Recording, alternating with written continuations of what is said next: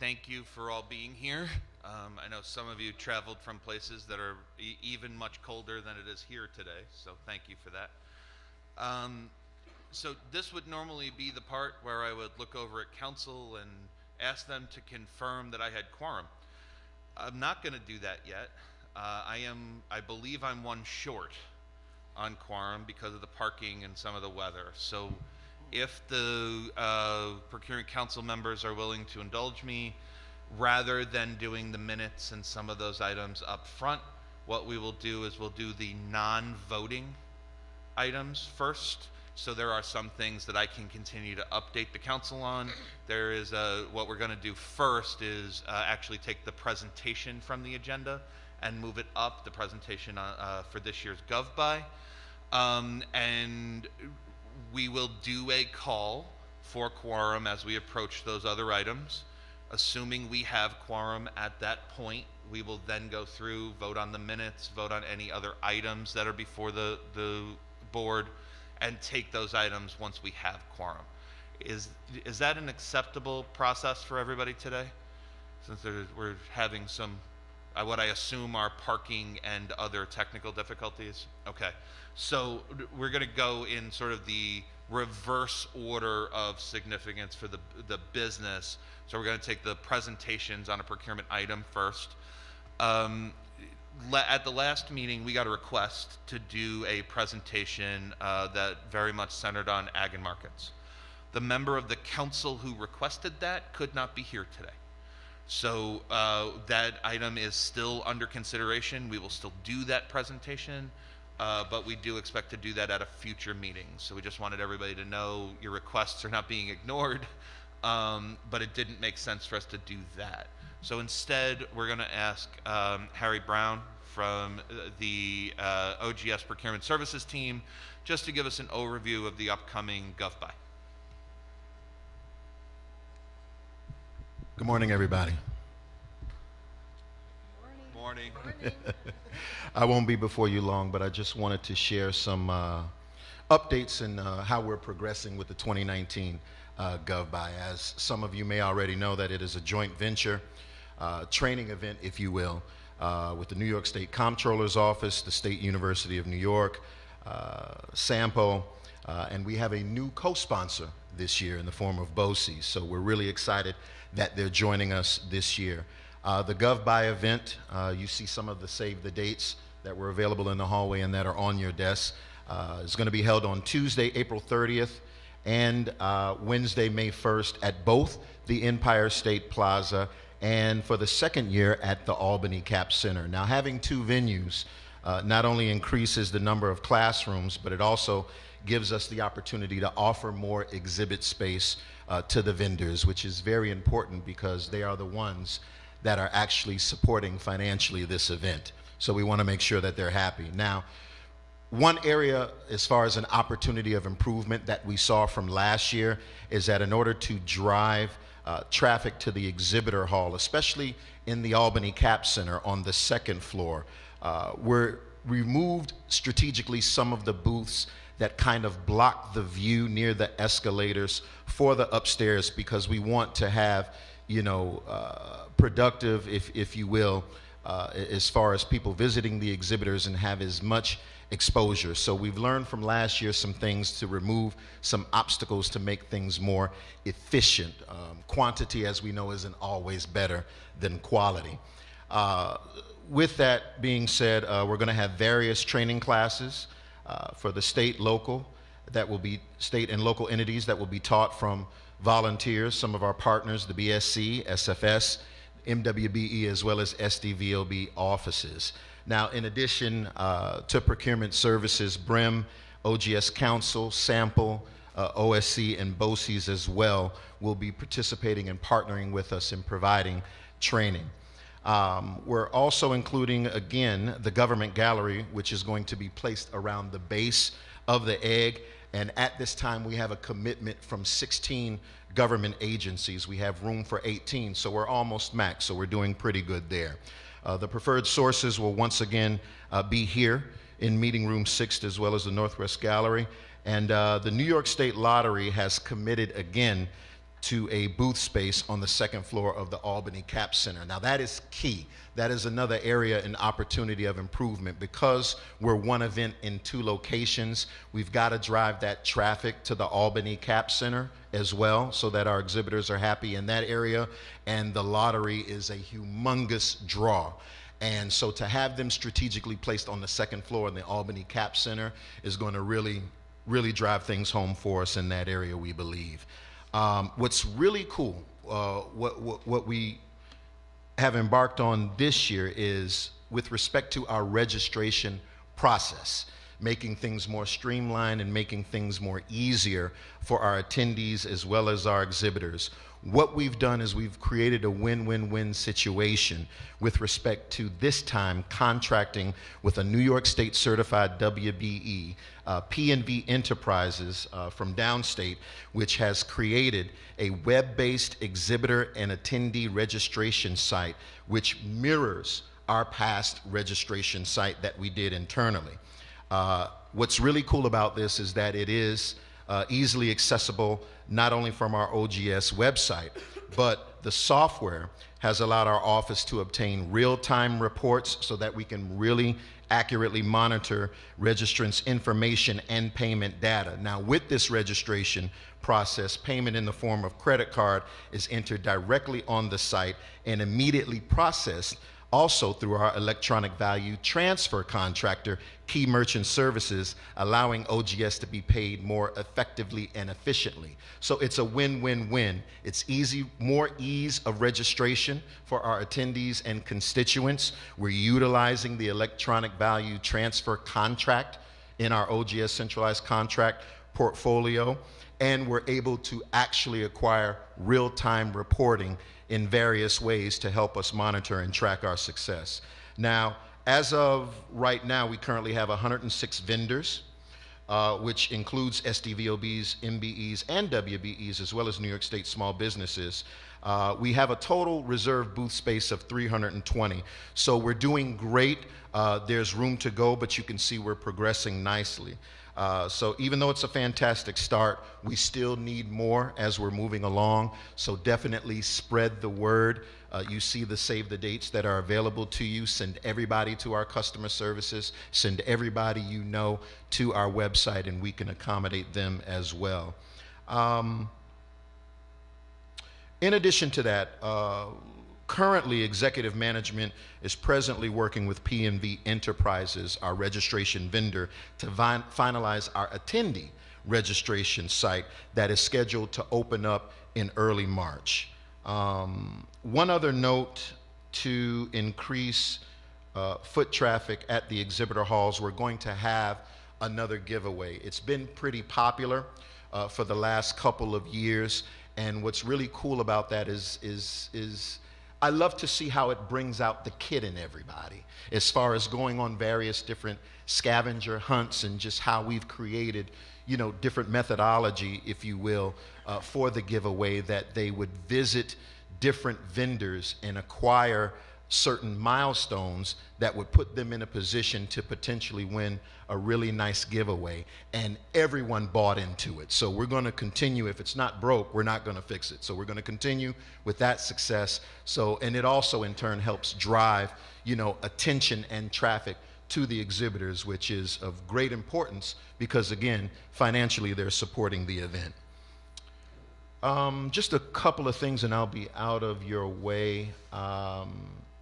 Oh, very importantly, we're going to be hosting our exhibitor meet and greet on the exhibitor move-in day, Monday, April 29th, before the actual trade show begins on April 30th, outside of the Hart Theater.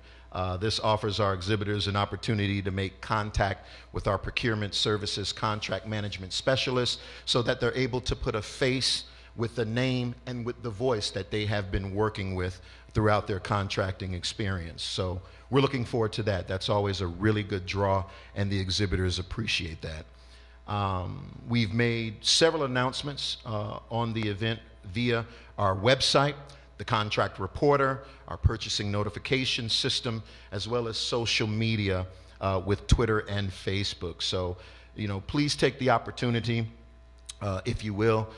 We definitely want to cordially invite everyone here to attend the GovBuy. It's a fantastic event. If you think about the Islamic faith and their annual pilgrimage to Mecca, this is like the Mecca of all procurement. This is our annual event where everyone comes here to receive proper training, best practices, interact with the exhibitors and vendors. Vendors have an opportunity to network with other vendors, and it's just, it's an awesome opportunity, and we really appreciate and we really enjoy putting it on every year for its intended purpose. So I appreciate it, for your time in this space. So definitely, please, we can use your help in supporting this year's GovBuy. Spread the word, and if there are any questions, I'll be happy to entertain them as best as I can. Are there any questions from council members? Appreciate you. We're set. Thank you. Couple quick reminders. Last year we did 32 different classes at GovBuy. We are still filling the roster. So if your procurement staffs have something in particular that they would like to learn about, this weekend, next week would be a great week for us to know that, because we are finishing out the schedule. So if there's anything in particular that you have there, that would be great. And as a reminder, so some of what we were talking about on the financial side is from the vendor side. This is free to all procurement officers, financial officers from not only the state, but local governments and everywhere else. So please make sure that as the announcements come out, that you encourage your teams to come. And we're very much looking forward to having that. It now appears to be appropriate for me to turn to council and ask if I have quorum, and we believe we do.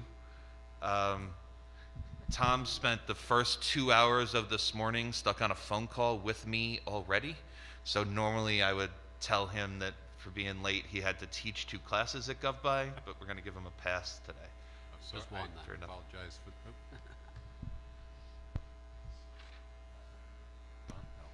I apologize for being late. I just didn't realize there wasn't parking here today. So. That's how we knew it was a parking issue, Tom. So we're just glad you're here and we appreciate it. So seeing as how we now have quorum, we'll go back through the original agenda for old business. Everybody has, I believe, has had the meeting minutes from November 28, 2018 distributed to you. So we'll take a vote on that. Just as a reminder on what our process is going to be on these procedural votes, we'll call for an ayes and nays vote. On any substantive votes, we will call the roll, looking to make sure that we're keeping all of our records correct and we're keeping the process under control as we've promised you. So since this is a procedural vote, is there a motion to approve the minutes? Joel, is there a second? Valerie? Great. So the minutes are now on the table. Is there any discussion? Are there any changes that need to be made to the minutes? Valerie? Just on the, can you pull the mic up so everyone can? Sorry, thank you. Okay, just on the listing of the attendees, it has me down as Chief Diversity Officer, but you need to put representative there after that. Okay. Can did you guys get that correction? Okay, great. Anybody else? Okay, seeing none with that change made, there's a motion on the floor to approve the minutes. All in favor, please signify by saying aye, or raising your hand, it's probably better. Great. Me also. Are there any opposed to approving the minutes? Seeing none, any abstentions? No abstentions. Okay, so the minutes pass. Thank you all. It's always a great way to start the morning. So I have the responsibility for most of the agenda. There was an appeal filed to an action of the Procurement Council. It's listed there as the Digital Accessibility and Usability Testing Remediation Reporting Services contract. That was a submission by NYS PSP and for approval. The appeal was directed to the Commissioner of OGS, and the appeal was upheld. That means that the digital I'm going to call it digital accessibility, so I don't have to read all 11 words each time. The digital accessibility will be added to the list of approved services. Oh, got it. So it has been added to the list of approved services by action of the council. Now, so now NYS PSP will be allowed to provide that service. Is that correct? Got it. And then just as separate from that issue, as an update, the mail fulfillment does now appear on the website as an approved service for NYSID and for the preferred sources. So the next update, the rules work group. We have not had a rules work group meeting yet. There were several factors in that. We wanted to make sure everybody had one more chance to volunteer. We have gotten some volunteers. We will be out to you with a schedule for the rules work group. Over the next, we would expect in the next 2 weeks, you'll have a schedule for that. We're expecting to only schedule probably 3 meetings for that. If we need more, we will schedule more. If we could figure out how to do it in less meetings, that'd be even more exciting. But those meeting invitations will be going out. We have set up a beginning agenda of items that have come before this council over the past few years or have come up recently about the rules. And that agenda will go out to the entire procurement council in addition to anybody who has volunteered to be on the work group. That way, if the agenda raises an issue or you do want to attend one of those meetings, you certainly can. And then the reason we were all on the phone this morning was the procurement guidelines work group. The procurement guidelines work group has a considerable number of hours now into the document. Over the course of going through the document, what we've discovered is that the current procurement guidelines, while very good, have the opportunity to be formatted in a way that provides ease of access. So the work group has worked through the first 3 sections. We've separated out anywhere where there was confusion between a procurement methodology and a payment methodology. So purchase orders are not really a procurement methodology. They're not how you solicit a vendor necessarily. They're usually how you confirm that. So we've worked on a lot of those kind of details. We have finally come to the point where, and today we had a 2.5-hour discussion primarily around scope. So the issues that the work group has identified as the main barriers to successful procurement that the hope is to use the guidelines to address are making sure that scope is accurately defined, making sure that agencies and anyone who has adopted the guidelines knows how to estimate the cost of their projects, and making sure that they have a series of best practices to follow.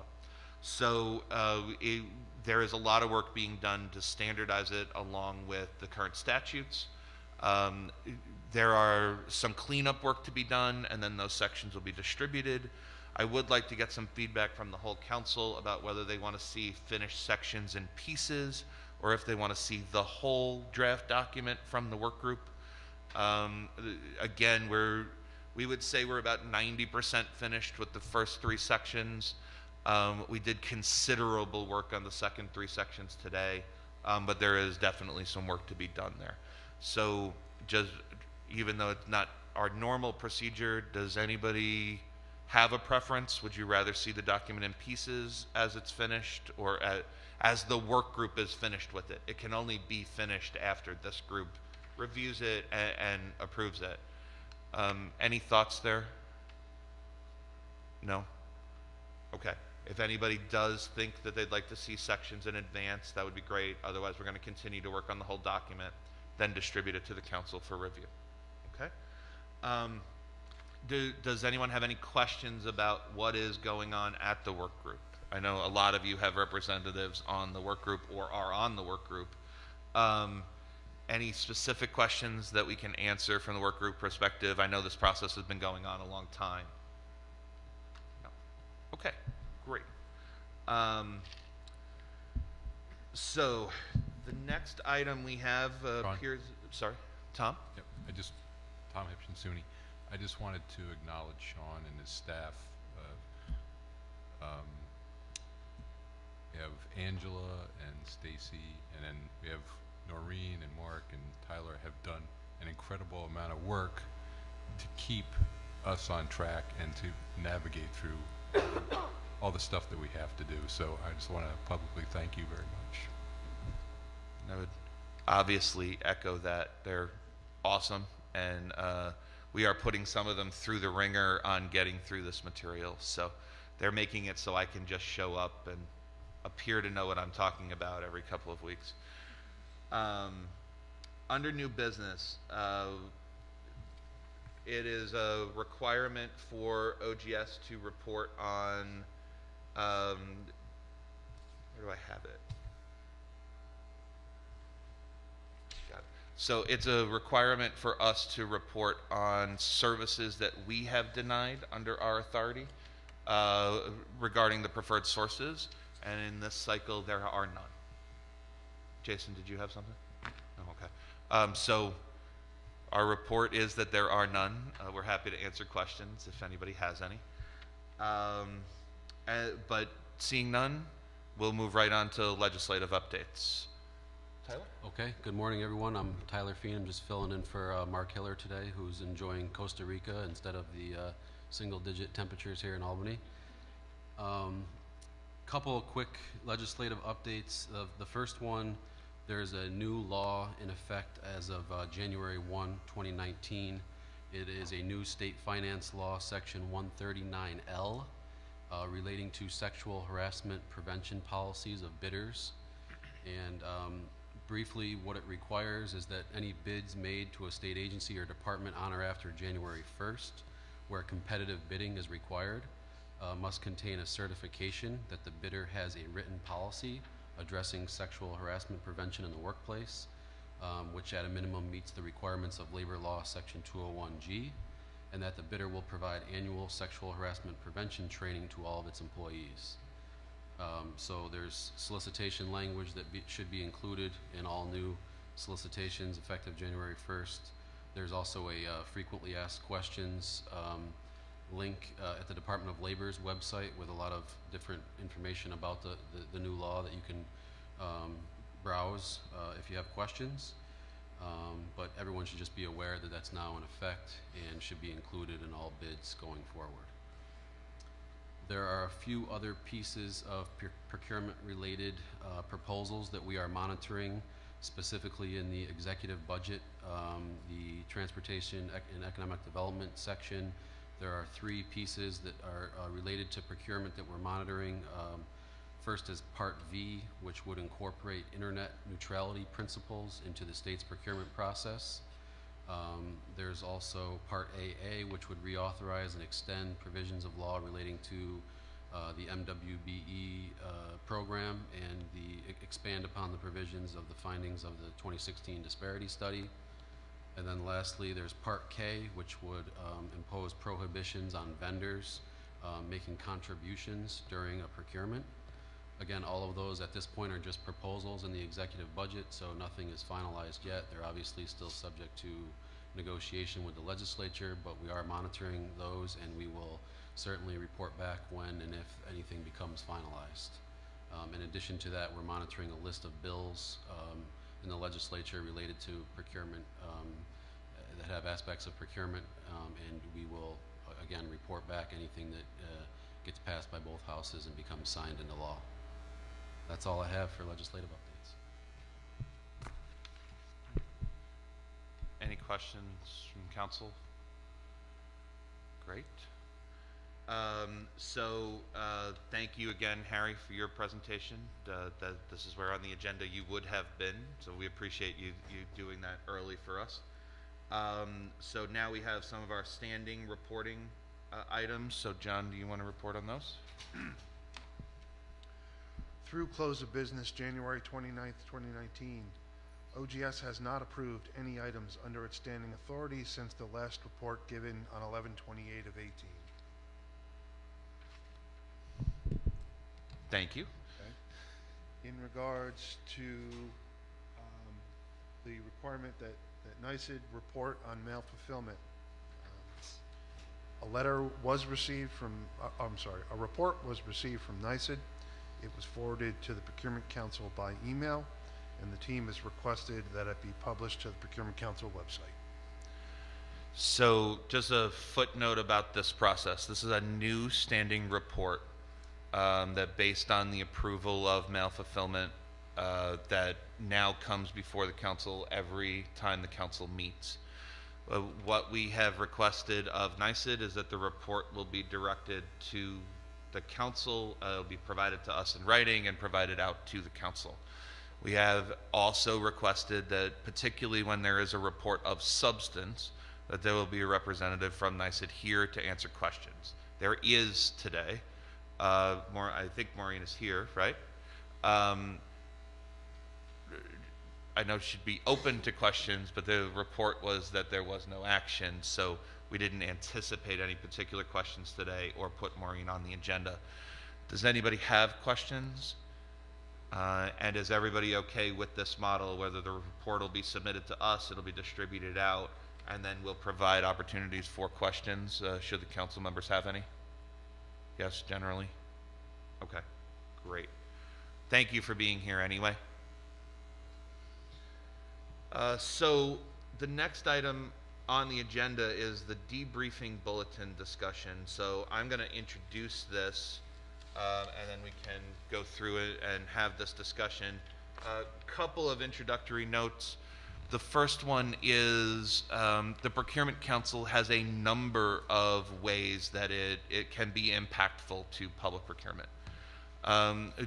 Through the procurement guidelines, the procurement guidelines are basically an inventory for procurement officers of where to get the information they need, what rules to follow.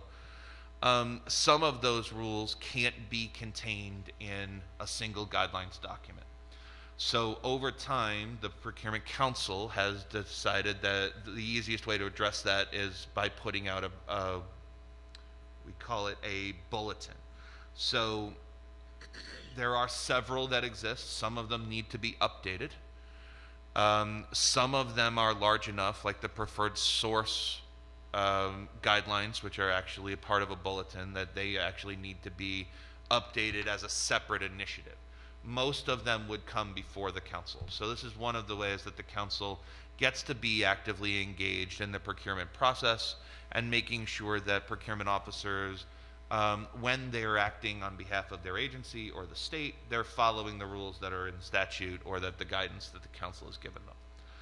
So there is currently a Procurement Council bulletin on debriefings. During the course of the guidelines work group, we discovered that bulletin is out of sync with the New York State statutes. Actually fairly out of sync, since the new rules have been in place for a while, but the bulletin has not been updated. We will be going through the bulletins to find out if there are other issues like that, so you can expect that there will be items like this on the agenda, certainly over the next few meetings. But in this case, we thought it was important not to just include debriefing as a concept in the guidelines, but to have it very much laid out in accordance with the statute.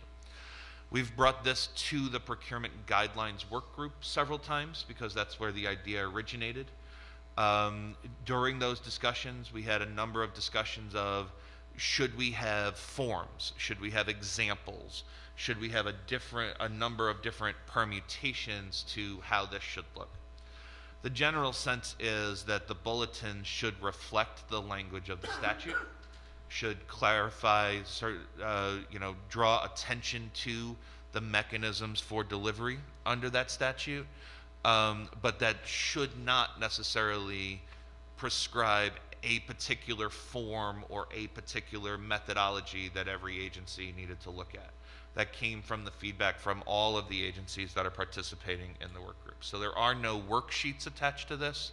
There is just sort of an expanded catalog of the responsibilities under the statute. So this has been distributed to everybody. This would be considered a major action of the Procurement Council. So since we haven't had a rules work group yet, what we have traditionally done is opened it to discussion and then called for a motion. We're okay either way. If folks wanted to make a motion to move this forward and then discuss it, we'll allow either one under our current operating rules. So is there a motion to move it, or should we go right into, should we do discussion first? A motion to move it. We have a motion to move it. Is there a second? Second from Joel. Great. So now we have this bulletin for consideration in front of the council. We'd like to go into discussion. Does anybody have a comment or a question about the guidelines? Margaret. About the bulletin, not the guidelines. Yeah, this is just a clarification. So I notice reference to final award. What is the distinction between award and final award? So it's like you were at the guidelines work group meeting this morning. We had a considerable discussion about this. So for clarity for everybody on the council, the issue is, so in the bulletin, there are several bullet points. Those bullet points come directly from the statute. That one of those, the fourth one, includes the language that says when the debriefing is held after the final award, the reasons for the selection of the winning proposal, bid, or offer, and the content of that is it can be included in the debrief, right? The reason for a winner can be included in the debrief if it happens after final award. And the question has been raised about what final award is. And Margaret, you're exactly right to ask that question. There are multiple agency interpretations that have shaken out during the work group discussion. One is that, so you would have a solicitation, have responses, identify the winner, and that would be a tentative award, and then there are requirements for vendor responsibility and insurance that would then move that to final award, which would then move it into approval for the contract. There is another interpretation among some agencies where they don't consider their award final until the contract has also been approved. That creates a somewhat circular problem with the language of the statute, because it would mean that you would have to do all of your debriefs before final award, but there would be a section in the statute talking about debriefs after final award. So we're trying to figure out that. We had that conversation today. The recommendation that came out of the work group was to actually put a definition of final award in front of the Procurement Council. And the mechanism for doing that was recommended was to actually have a definition of final award that was consistently used through the guidelines and contained in the glossary for the guidelines. So that is as far as we got. We didn't get to resolving that issue yet, but if any council members want to share some input on that issue, we would love to have it, because it was identified this morning as an issue. Yeah, I'll keep going, just, for the sake of conversation. So, we're aware that the question of award is always up in the air, because award means different things to different entities. And so, as you've laid it out, the tentative award, of course, is at the selection of a winning bidder. You're right, there's often another procedure that an agency or a public authority might follow. Then you could deem sort of a final award being whoever they selected. Then you kind of split off into another problem, which becomes some agencies and authorities need to come to the office of the state comptroller, and I got enough lawyers in the room who can tell me where I go wrong here, but 112 says something like no contract is effective unless reviewed by the office of the state comptroller, right? So then we don't talk about award at that point. We talk about an effectiveness of a contract, which is different, but there are some entities that don't come to us. It depends on the value of the contract, who the entity is, and so forth. So the language can get a bit muddy. I think that, from my perspective, in terms of the final award is almost redundant in this sense, because you're right. We agree. You have to have it at the sort of at the tentative award part, but then the reasons for the selection of the winning bidder proposal, offer, that becomes a little more difficult to comply with if you think there may be a reason that it may not stand, going forward.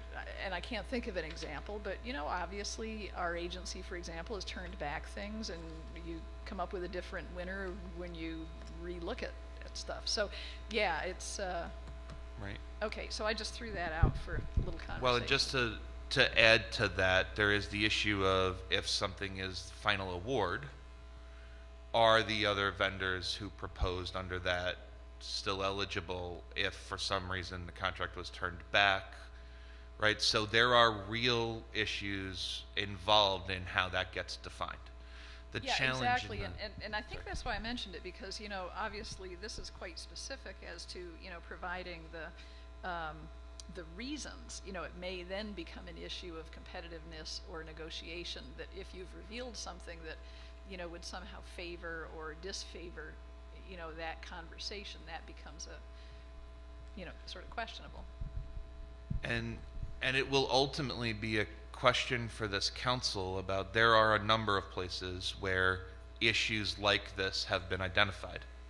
The work that the work group is doing is actually considerably intense on some of these subjects. We're getting into that vocabulary, we're getting into the statutory language. Tom, Jason, is that a fair representation of what's going on? Valerie, you feel like that? So I think the question is, for the council is, today the statutory language reads this way. So that is the reason why this bulletin reads that way. The next question is, perhaps the riskiest question I've ever asked in this room, is should it? Right? It raises a question of, can the guidelines provide a definition that operationalizes this in the definition, right? That operationalizes this in the statute. We've worked very hard to have both what we will present to you in the guidelines and what we'll be presenting to you in bulletins as to accurately represent the statute today.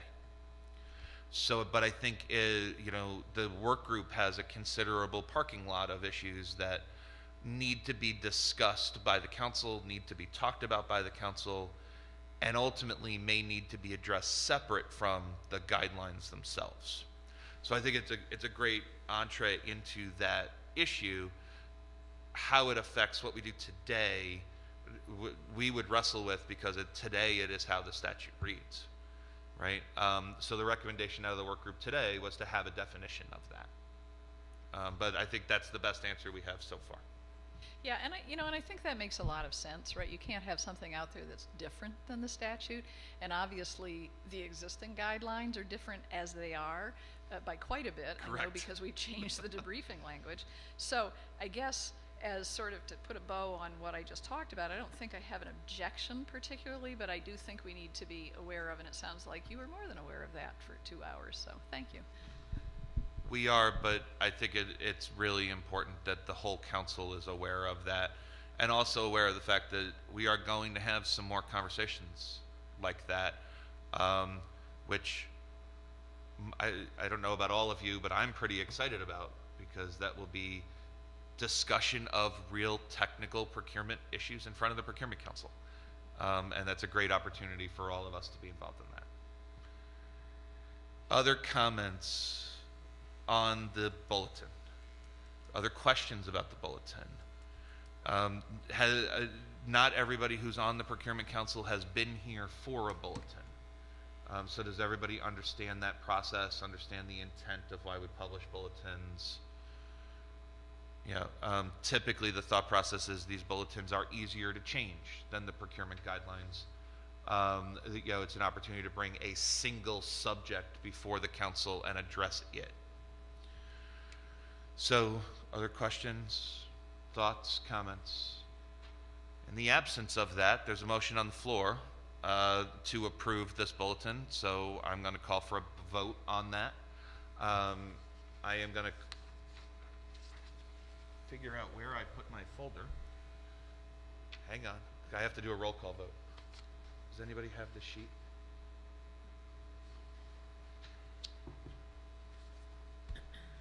I left it over there.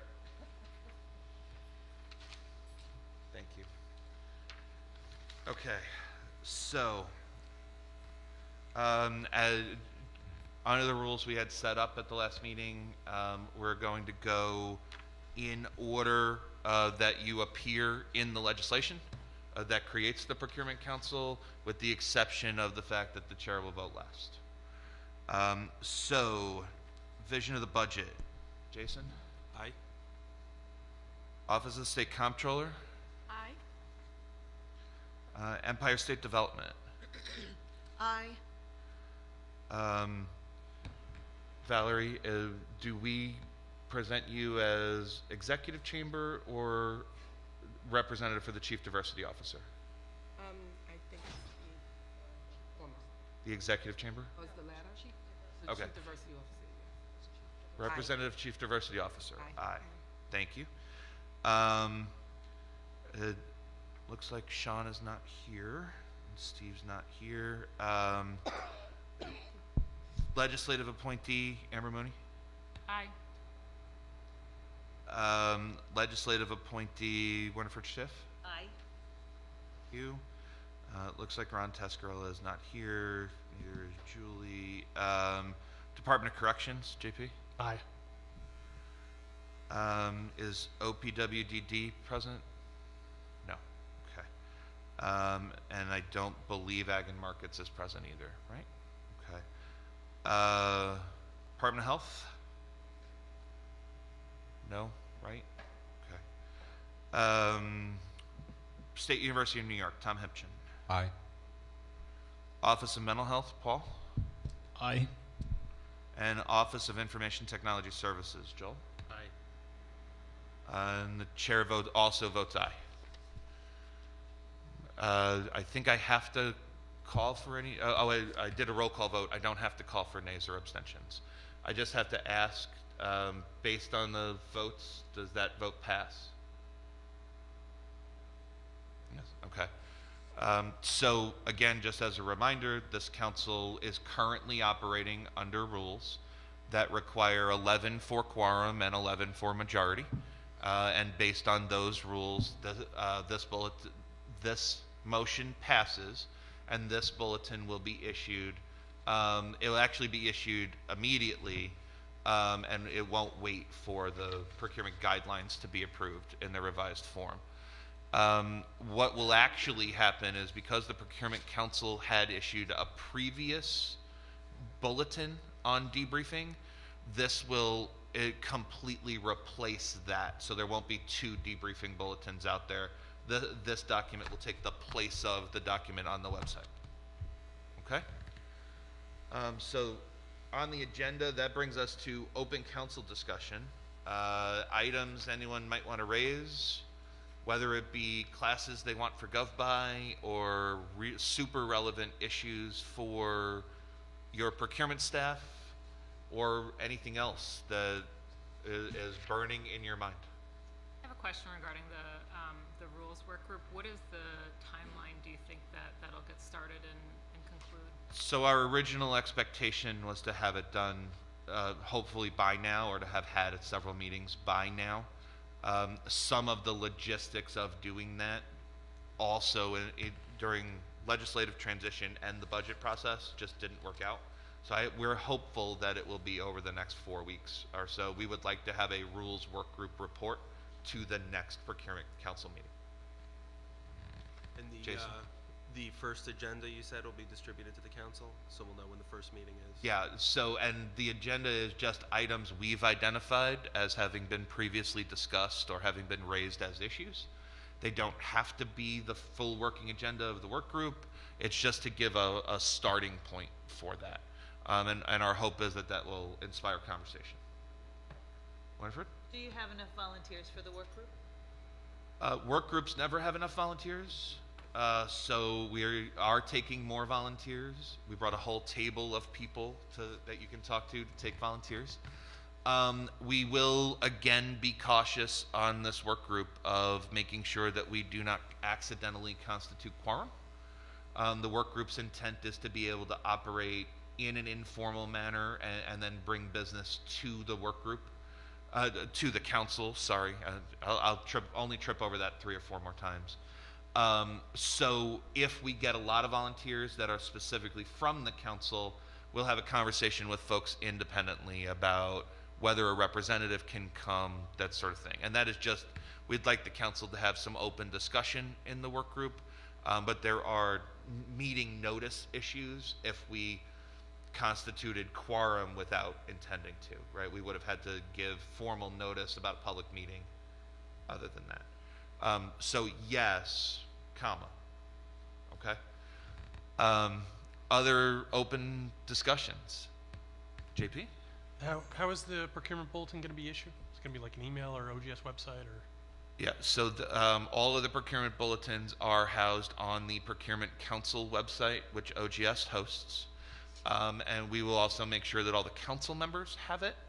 And then if the council has any, other instructions for us to distribute, we'd be happy to do that. I don't think we pro forma do anything else with that, but we do want to make sure that the agencies know it's out there. So if there's a mailing list or a listserv that it should go to, we're happy to do that distribution.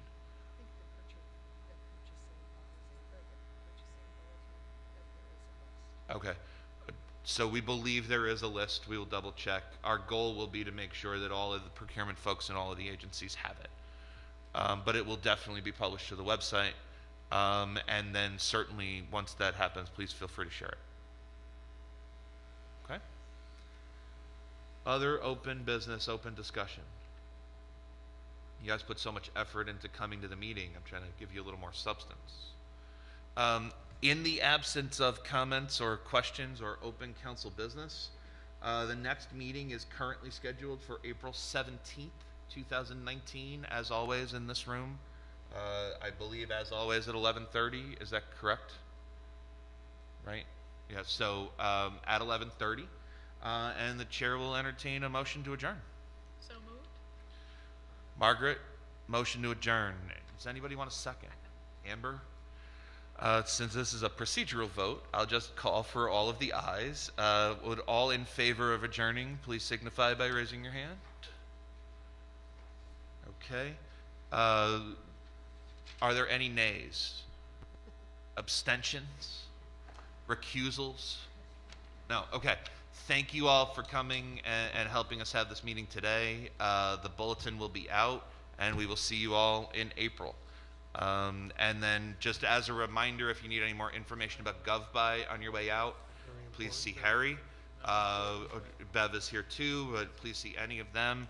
And if you have specific people in your agencies you want to make sure we invite, or you have vendors that you believe should be reminded that this is an opportunity to come and be at the event, please let us know, and we'll take care of both of those things. Thank you guys, and have a great day.